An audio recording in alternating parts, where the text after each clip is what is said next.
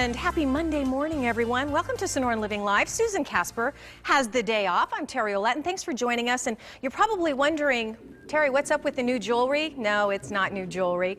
This is so fascinating. Do your kids, you know, they have summer brain drain, right? Well, don't let it happen, because did you know that you can actually train your brain to be lean and strong?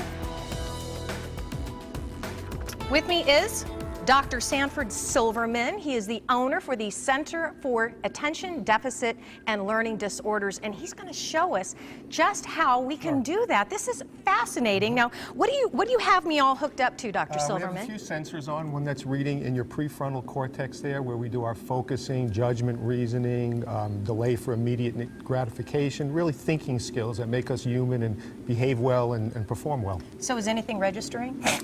Something's coming up here. Let's see if we can take a look at it. Okay, this is pretty interesting. So this is what you do, I know, for, you know, to help people stay off of medications and whatnot. But this has really gone beyond just helping people just in their everyday life. I mean, you're training people, and you're working with NASA, from what I understand, and tell me how this... NASA uses these kinds of programs, and basically they train pilots and teach them how to perform well under stress and, you know, conditions where it really taxes our brain.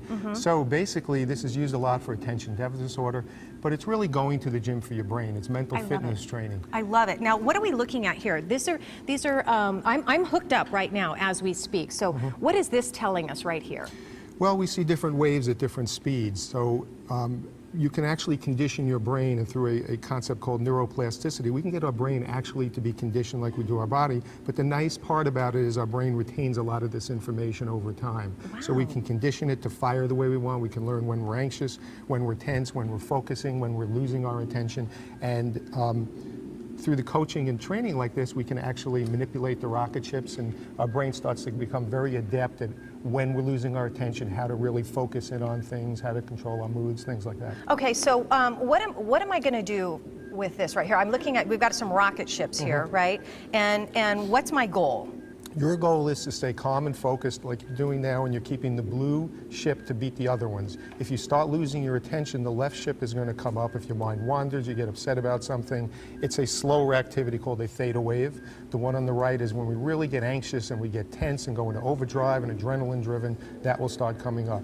So I challenge people to do academics, to read. I talk with them and do therapy while I do this. And basically you're learning to really condition your brain. So when it's backing off and my mind is wandering, is that basically? Correct. Your mind's wandering, wow, it's drifting into different things. And of course I'm setting different thresholds to help your brain retain this information. Ah, now I don't feel anything. I mean, how do you know well, that you you're do. training? It takes a while. We're doing a quick sample here, and we're talking, so it's a little bit more complicated. Yeah. But if you see how it's coming up now, let me see you watch it and see if you could just keep the middle one going and not the other ones.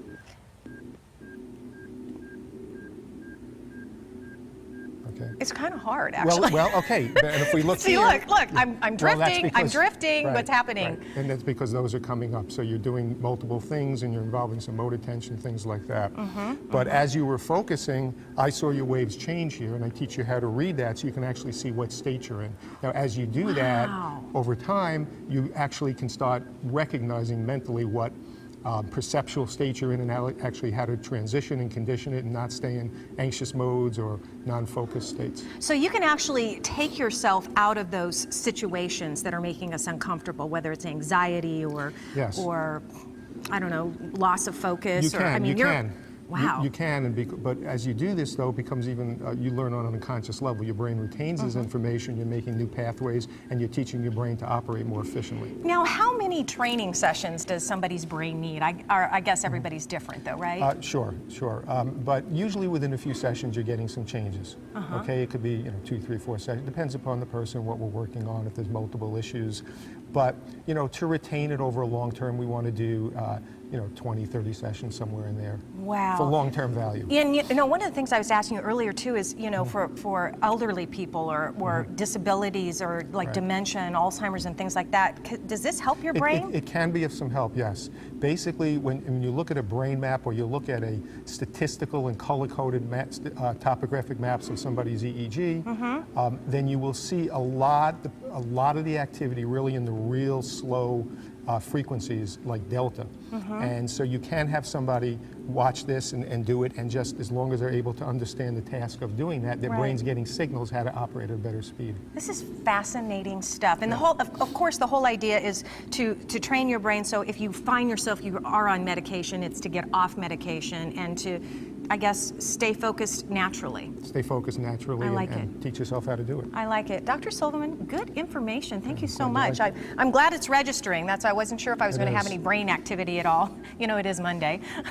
Well, I see something here. You see something. Not a whole lot, but there is something there. All right, we have more information about Dr. Silverman and his neurofeedback treatment on sonoranliving.com.